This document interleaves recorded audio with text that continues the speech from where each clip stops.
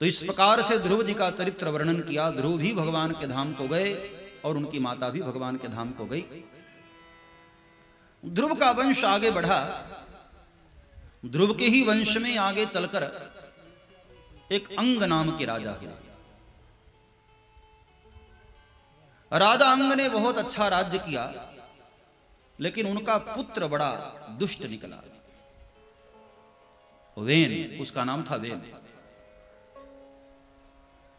When अपने पिता के शासन काल में ही बहुत उपद्रव करने लगा।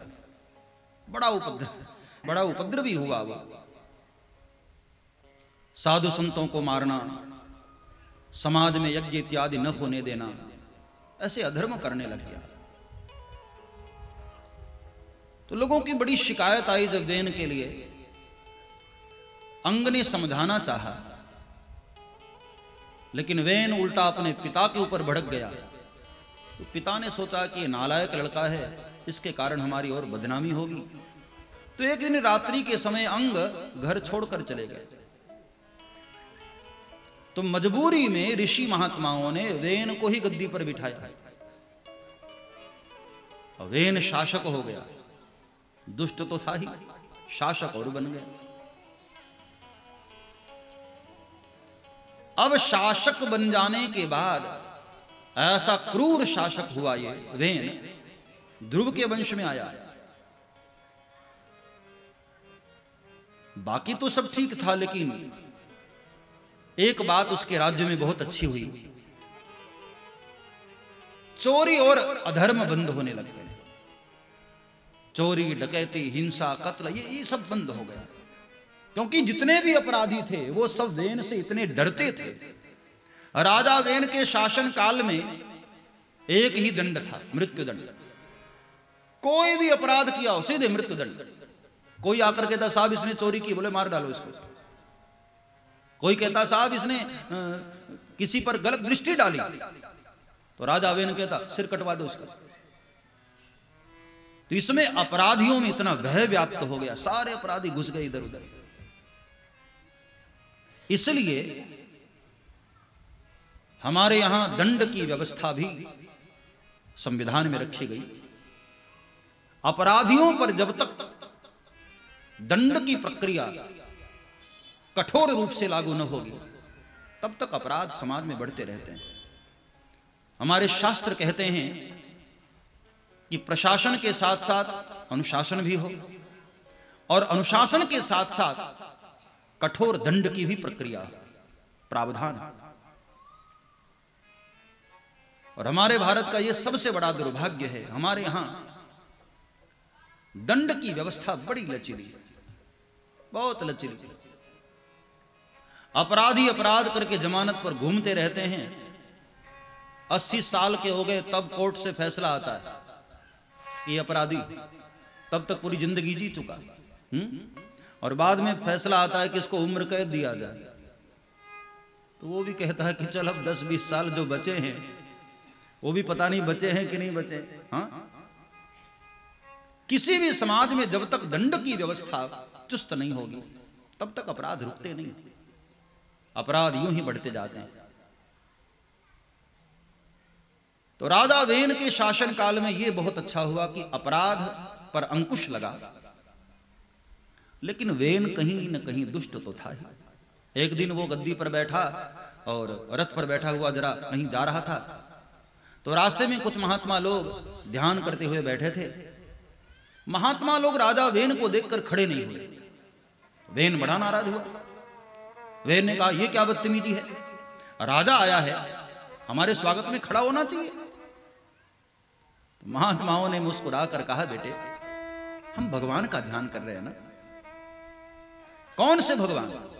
क्या हमसे बढ़कर कोई भगवान है? प्रजा के लिए राजा ही भगवान होता है। मंत्र जपना है तो मेरे नाम का जपो, वेनाय नमः कहो, रामाय नमः नहीं, कृष्णाय नमः नहीं। यज्ञ भी करना है तो मेरे नाम का हवन करो। महात्मा लोग उसको बहुत समझाए कि वेन इतना भी अहंकार न करो, मारे जाओगे। वेन महात्माओं को बहुत अपशब्द बोलने लग गया। तब महात्माओं ने नाराज होकर श्राप दे दिया कि जा तेरी मृत्यु हो जाए। और जैसे ही श्राप दिया तो वेन भस्म हो गया, मर गया। लेकिन जब वेन खत्म हुआ तो धीरे धीरे समाज में अपराध फिर से बढ़ने लगा। भाई बगैर राजा के राज्य कहां सुरक्षित होता है। तो महात्माओं ने फिर से बड़ी चिंता, कुछ समय के लिए महात्मा लोग खुद से गद्दी संभाले। महात्माओं ने शासन किया, राज्य किया, लेकिन फिर महात्माओं ने सोचा कि भाई ये राज्य करना ये हम लोगों का काम तो है नहीं। हम लोगों का काम है भगवान का भजन करना, ये कहां राजा वाजा के चक्कर में पड़ गए।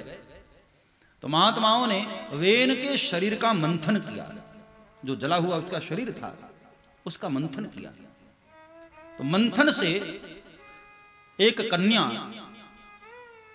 और एक बालक जन्म लिया। पृथु नाम का बालक और अर्ची नाम की कन्या प्रकट हुई और दोनों को अभिषिक्त करके राजा रानी के रूप में महात्माओं ने गद्दी पर बिठाया। ये पृथु कोई और नहीं, भगवान के ही साक्षात अवतार हैं। बोलिए पृथु भगवान की।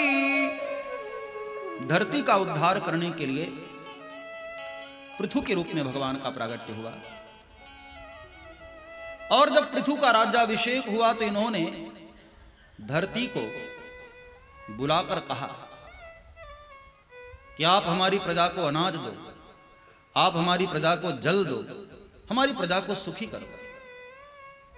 तो धरती ने बहुत अच्छी बात कही, कहा प्रभु मैं सब देना चाहती हूं, लेकिन ये प्रजा हमारे पास पुत्र बनकर तो आए।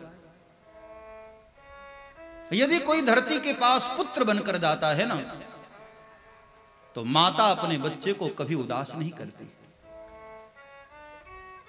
इसलिए किसान जब अपनी खेती को अपनी मां मानता है ना, तो वही खेती उसको माला माल कर देती है।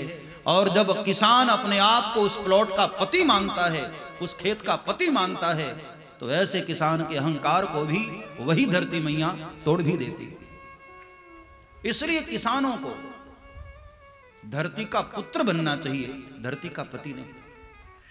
पति तो परमात्मा, हम सब धरती मैया के पुत्र हैं। जो लोग थोड़े जमीन के मालिक हो जाते हैं ना, जमीन के मालिक नहीं होना चाहिए, जमीन का सेवक होना चाहिए। हमारे पास यदि बहुत ज्यादा प्रॉपर्टी है ना, तो ये नहीं कहना चाहिए कि मैं प्रॉपर्टी का मालिक हूं, नहीं, सदैव ये महसूस करना चाहिए कि मैं उसका सेवक हूं। थोड़े समय के लिए परमात्मा ने इसकी सेवा करने का मौका मुझे दिया है, मैं उसका सेवक हूं। धरती सदैव हमारी मां होती है। यदि हम धरती को मां समझेंगे तो कोई भी मां हमको उदास नहीं करेगी। मां सदैव अपने बच्चों का हित करती है, भला करती है। देखो ना, कई लोग प्रॉपर्टी से ही कितने पैसे वाले हो जाते हैं, और कई लोगों के पास प्रॉपर्टी है लेकिन फिर भी भिखारी के भिखारी। जो अपने आप को प्रॉपर्टी का पति मान लेता है, धरती का पति मान लेता है, वहां धरती बड़ी नाराज होती है उससे। तब सारी प्रजा को भगवान ने धर्म उपदेश दिया और सारी प्रजा ने पुत्र के भाव से मां की तरह आदर करते हुए खेती करना शुरू किया। और धरती मैया ने पृथु महाराज की प्रजा को सब कुछ प्रदान किया। धरती सब कुछ देती है। इस प्रकार से ध्रुव जी का वंश आगे बढ़ता रहा। मैं संक्षेप में बता रहा हूं। कई राजा हुए और बहुत अच्छे अच्छे राजा हुए। अंत में प्राचीन बरही नाम के एक राजा हुए। राजा प्राचीन बरही यज्ञ बहुत करते थे, बहुत सारे यज्ञ करते थे, लेकिन यज्ञ में पशुओं की बलि देते थे, पशुओं की बलि चढ़ाते थे। एक दिन उनके यज्ञ में नारद जी पधारे। नारद जी को पूछा कि महाराज आप बताइए, हमारा यज्ञ ठीक चल रहा है ना?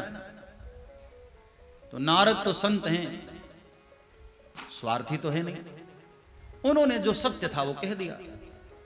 नारद जी ने कहा कि राजन, मैंने दुनिया में पापी बहुत देखा, लेकिन तेरे जैसा पापी मैंने नहीं देखा। प्राचीन बरही तो घबरा गया, महाराज क्या बोल रहे, मैं तो इतना सारा यज्ञ किया और अभी भी पापी हूं।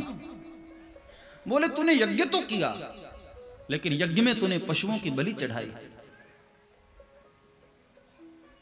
तो कहा कि महाराज लेकिन मैंने तो शास्त्रों में पढ़कर यह बात कही है ना। बोले शास्त्रों में जहां जहां भी पशु की बलि की बात आती है ना, उसका अर्थ तूने गलत किया। बहुत ध्यान से सुनना, यह हमारे सबके लिए हित की बात है। अपने जिह्वा के स्वाद के लिए, अपने शरीर के हित के लिए किसी दूसरे जीव को खाना, मारना, ये बहुत बड़ा अपराध है, बहुत बड़ा। ऐसे लोगों के लिए एक स्पेशल नरक बनाया है भगवान ने, कुंभी पाक नाम का। ध्यान देना, जो लोग अपनी जिह्वा के स्वाद के लिए, अपने शरीर के बल के लिए, पुष्ट करने के लिए मांस भक्षण करते हैं, ये बहुत बड़ा अपराध है। सब्सक्राइब करें श्री चिन्मयानंद बापू जी के YouTube चैनल को और हमारे वीडियोस को सबसे पहले देखने के लिए बेल आइकॉन को दबाना न भूलें।